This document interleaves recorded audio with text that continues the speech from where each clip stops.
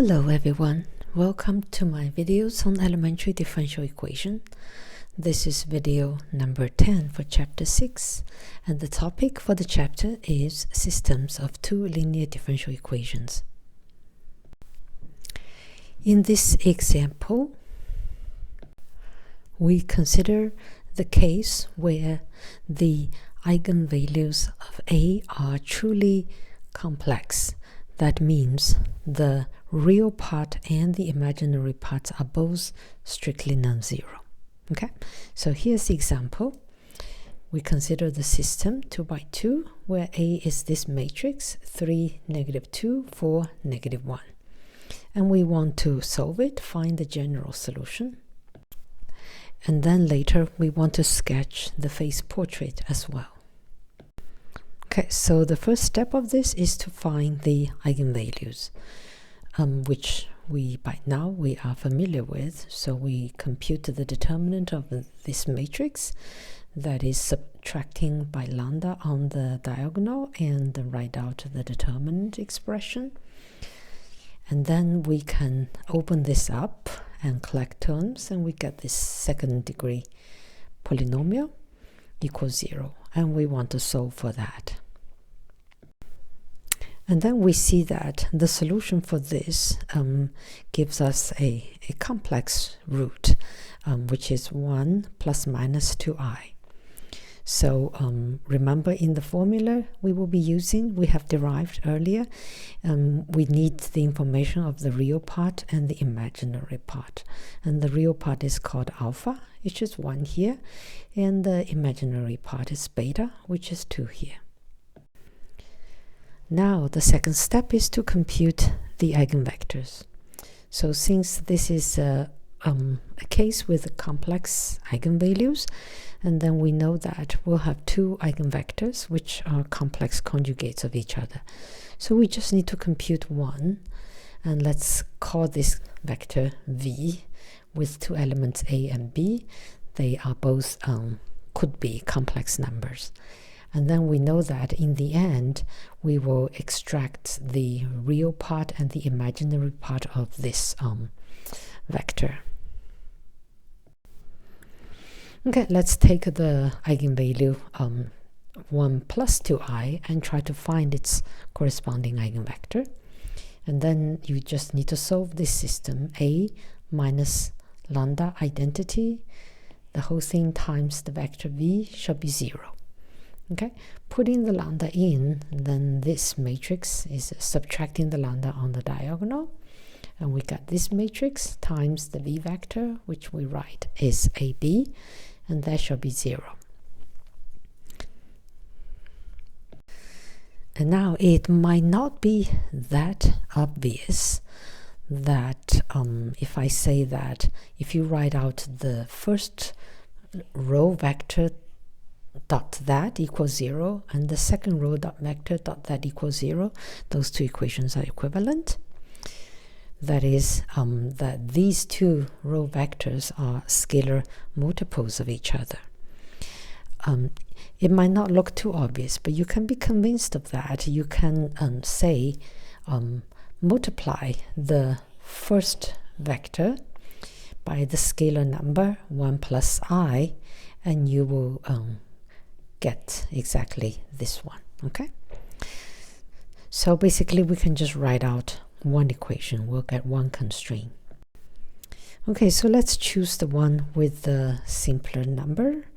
This seems to be smaller, so we get 2 minus 2i times a plus 2b equals 0. And in fact we can actually get rid of the 2 here, divided everything by 2. Okay, so we have a free choice of choosing either a or b to be any convenient number. So let's choose a to be 1. Then b, if you move to b to the other side, and it's just 1 times 2 minus 2i, get rid of the 2, you get 1 minus I. Then we can write out our eigenvector, which is a, that is 1, and then b here is 1 minus I. And then we know that we need the real part and the imaginary part, so we split this into the vector of two parts. So and here is I, this part is the imaginary, and then look at the number 1.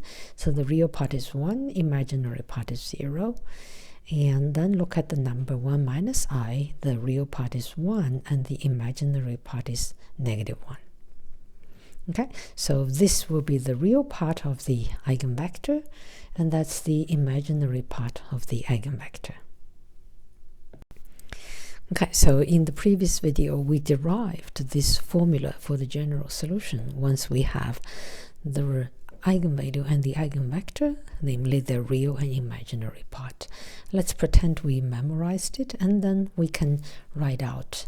So there will be a linear combination of two solutions. One is C1 e to the t, that's the alpha, t alpha is 1 here, and then cosine and the sine here, and that these will be the real and imaginary part of the eigenvector. And then you can follow the formula and form the second one. There is a little typo here, and in fact there's a wrong sign. This should actually be a plus. Okay, now we just do some simplification. So we multiply the scalar onto the vector cosine 2t, and multiply the sine in here and join these two vectors into one, and this is what we get, and multiply by c1 et. And then for the bracket here, we do the same thing, multiply sine 2t here and here, and then cosine 2t here with the negative 1, and join the two vectors, and this is what we get. Okay, so looking at each part of the solution, and we know that the first component is x1 and the second component is x2. So this vector part in the vector, for the two parts of x1 and x2, they are all sine and cosine functions. So they are just oscillations. And also here, sine and cosine, these are periodic oscillation, and similar to the behavior we have seen for center. But there's a difference here. That is, it's multiplied by a scalar term which changes its amplitude in time. That means as you oscillate, your amplitude will change according to what stands in the front here. Okay, so we see that we have an exponential growth term, e to the t, multiplied there. So we see the solution is a growing oscillation. It's an oscillation, but the amplitude grows because of the exponential growth of its amplitude. We can further argue that if the growing term is not present, that is, this will be the same case as where the eigenvalues are purely imaginary. Then the solutions are what we call perfect oscillations. And then we know the trajectories would be closed curve around the origin, similar to what we have seen in the center. But then here we have the exponential growing term in the amplitude. So we see as the trajectory goes around the origin, the amplitude is growing, therefore we'll be drawing spiral curves. And finally, also the exponential term is with alpha equals 1, so it's an exponential growth. So we know that as time grows, all the solutions will be moving away from the origin, and therefore the arrows are pointing away from the origin. Then the last thing is to determine the direction of this rotation. And to do this, there are various ways of doing it. One straightforward one would be just to go back to the original equation and then take a look at the direction where the solution is moving. Okay, let's just pick a point. x1 is 1, x2 is 0, a point on the x1 axis, and then put in the x equaled 1, 0, then you compute x prime is a times x is 1, 0, and you get 3, 4. So here you see that at that point the solution is moving in the direction with slope positive slope 4/3. So that was not enough information to tell us, and let's pick one more point, and on the x2 axis, so 0, 1, it's a simple computation to find a times x, which is -2, -1, and that is the x prime at that point. Now we can sketch those two directions to see how these trajectories rotate. Okay, so x1, let's just sketch it. We'll have better graphs professionally done. Okay, so at the point 1, 0, we know that the solution points in this direction. That's from here. And then at the point 0, 1, the solution points in this direction. So it's negative in x1 and negative in x2. So it points in that direction. So these are the directions. And then we also know that as time goes, the spiral would be with growing amplitude. So how should the spiral grow here? Well, then there is only one possibility. Okay, so as the spiral comes out, it will have to grow and grow, so on and so forth. Okay, and with the arrows around it in the direction as it grows. Okay, so we see that it's actually a counterclockwise rotation. Okay, so we put in there, therefore the spirals are rotating counterclockwise. So when you draw a face portrait, we are interested in qualitative behavior. We will not stress on the exact shape of the spiral. We are interested in qualitatively how does the solution behave. Okay, but since we have lots of graphing tools, and I used one which is MATLAB, and I used it to draw these face portrait, and this is the actual face portrait, two of them, two trajectories, and they are rotating counterclockwise. As they rotate, the amplitude grows bigger and bigger exponentially, and therefore actually they grow big quite fast, and then there is another one coming out like that. Okay, and then if your solution initially is at the origin, since this is a critical point, and you will not move, and then if you're perturbed a little bit, slightly off origin, then you will spiraling around and growing and going further away. Okay, let's give some definition or terminology. In this case, the origin, the equilibrium, the critical point, is called the spiral point. In this example, we have the real part of the eigenvalue positive, and therefore this spiral point is unstable.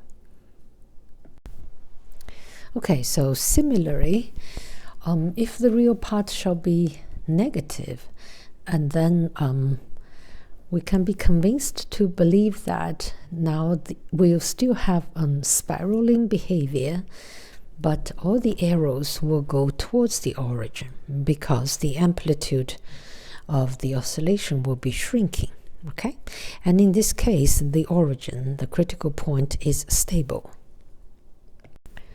Okay, for the sake of completeness, let's just take an example. So this is the example with the A matrix with the numbers given like that. And we can find the eigenvalues and the eigenvectors. I do not go into details.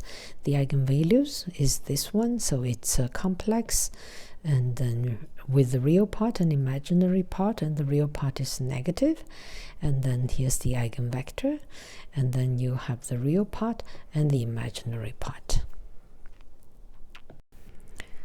Okay, so as I said, we have a formula for the general solution once you have identified that, and that is a not so friendly formula, not so friendly to memorize. So, and I'll just show you, we'll just use a different approach, which kind of includes the derivation of the formula, and which is actually not bad at all. Okay, so let's look at one of the solution. One of the solution would be e to the lambda 1t times v1. Let's put in the lambda 1 here and the eigenvector v here. Oh, sorry, here you should actually take the plus sign. Okay, now we see that this z is a complex valued function, and if we work out its real part and imaginary part, and each of them is a solution, then you can just form the general solution using that. Okay, so you need to just work it out, and then we see that e to the negative half t will be a scalar value which stays outside, and then e to the negative it, use the Euler formula, write it into a complex number, and then just do a calculation with this real part and the imaginary part, and quickly you will get this expression. It's not a complicated computation at all. Okay, and then you see that the real part is a solution, this part times the exponential, and the imaginary part, that is this part, times the exponential. And we will use that to form the general solution. Okay, and this is what we wrote here. So the real part times C1 plus the imaginary part times C2, and that's the general solution for the equation. Okay, and if you want, you can write out each component. It's actually not bad. So you can multiply cosine t on both, you just get cosine t, and multiply sine t on both, you just get here sine t. Combine these two, you will just get cosine t, negative sine t down here.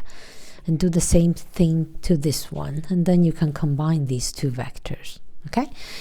And this is simple calculation. Then we'll have the x1 component is this exponential term times c1 times cosine t times c1 plus c2 times sine t here. And x2 will be the exponential term here, and then negative sine t times c1 is here, and then you have cosine t times c2. Okay, so this is the how the solution looks like in components. Now, having the expression in components would allow us to further determine the shape of the spiral. We can, if you do a calculation, take this square and plus this square, then you get this square. You can take it out, and then you have this square plus this square, and that turns out to be a constant independent of t. Okay, so in fact that constant will be just c1 square plus c2 square, but it's a constant. So you see these circles with changing radius as time grows. And then so those will be spirals, and then since the term here, the amplitude is decreasing to 0 as time grows, all the arrows will be pointing towards the origin. And finally, we want to determine the direction of the rotation. Then we can just pick a point. Let's say we pick a point on the x1 axis, 1, 0, and compute the x prime, which is ax. Put in the A matrix, you get negative half and negative 1. Okay, so how does it rotate? Well, we can just do a simple sketch. Let's say these are the axes, x1 and x2, and then at the point 1, 0, the rotation here is pointing in the negative x1 and negative x2 direction. Okay, and then how does the solution go? So we know it's spirals going towards the origin, so the solutions will have to come in and then become smaller and smaller and go to the origin. Okay, with arrows pointing towards the origin. And there are many of these everywhere. Let's try to draw a red one starting from here, and then you will have to go into the origin with arrows pointing down. Okay, so we see that this is a clockwise rotation. Okay, so therefore we conclude that the spirals rotate clockwise, and then all the arrows are pointing towards the origin. Therefore, that critical point is asymptotically stable. Okay, so here we present a precise graph, not only qualitatively, it's again drawn in MATLAB. The trajectories are computed, and we see that exactly as we predicted, and they are circling clockwise and go to the origin. There are various, one of them green one, blue one, and red one, and cyan color. Okay, to show you that they do not intersect because solutions are unique, and this is an asymptotically stable equilibrium. Okay, let's do a summary for the complex roots situation. We wrote the complex roots, alpha, the real part, beta, the imaginary part. So we see that if alpha is 0, the origin is the center. All the solutions are closed curve around the origin, and it's stable but not asymptotically. Now, if the real part is bigger than 0, strictly bigger than 0, then it's a spiral point, and all solutions go away from it, and it's unstable. The third case is that alpha is less than 0, strictly negative, and then it's also called a spiral point, but then it attracts all nearby solutions, all the arrows pointing towards the origin, and it's asymptotically stable. And of course, I would like to recall to everyone the other cases where you have the roots that are real, and the stability is mainly determined by the sign of the eigenvalue. If the real eigenvalues are positive, and then you will point away from the origin, but you do not have a spiral behavior. You probably could bend once, but then you just go away. And if the center is the origin is a asymptotically stable equilibrium, that is, the real numbers are strictly negative, and then you are kind of attracted to it, and you will approach it asymptotically, okay, without really making a spiral motion. So there is a nice way, allow me to make this joke. It's kind of a joke way to remember these face portrait behavior, or maybe related to kind of a real life or fake life imaginary situation. So let's say you are a particle on a two-dimensional plane with axis x1 and x2, and at the origin is placed an object. Let's assume for the first part of the discussion that is an object of attraction to you. You feel attracted to that object. So how do you approach that point of attraction? Well, that depends on what kind of a person you are, right? So if you are a real person without any imagination, so you have a real part and you don't have any imaginary part, you would pretty much go towards that point quite straightforwardly. Probably bend a teeny bit, but more or less straightforwardly, you approach the point that attracts you. But then, however, if you are not that simple-minded, you have real parts and you also have imaginations. You have an imaginary part. You don't want to be so obvious. You want to be a little bit subtle. So what you would do, well, you will probably walk around this attraction that you feel the force that's pulling you, but then you circle around it, but then stealthily you decrease your distance. towards the origin. And then if you trace the trajectory, you have a spiral trajectory. Okay, finally, if you are a person that has no real courage, but full of imaginations, so you're purely imaginary, then you feel the attraction. You circle around it over and over, but you never have any real courage to get any closer. Then you have a periodic motion and you draw closed curves around the origin, the center, over and over forever. Okay, so you can make up your own story if the center of the origin, that point, is a point you try to get away with. You can write your own story. Okay, so finally, it's again a curiosity and maybe indulgence of my kind.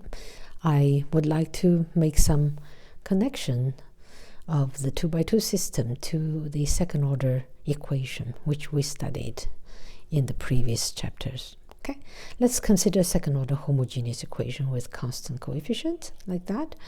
We shall be very familiar with it. Ay double prime, by prime plus cy 0. And I stress a is not 0, so it's truly second order. And then we know we can write the so-called characteristic equation.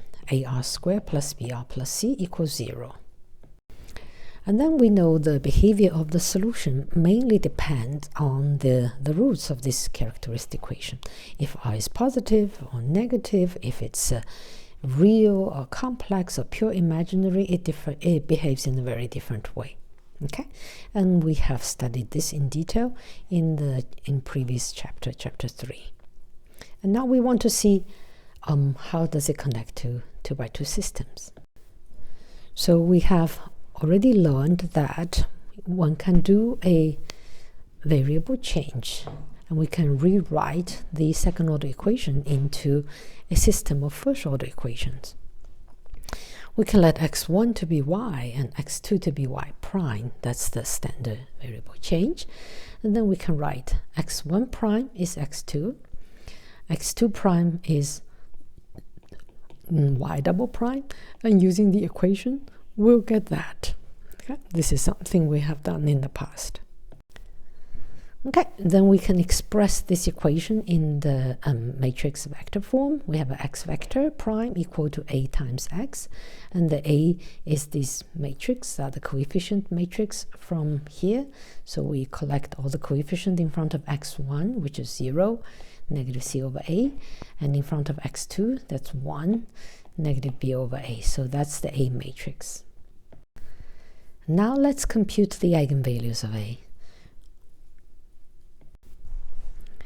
Okay, we compute the characteristic polynomial, determinant A minus lambda I, and you work it out. It's like that, equals 0.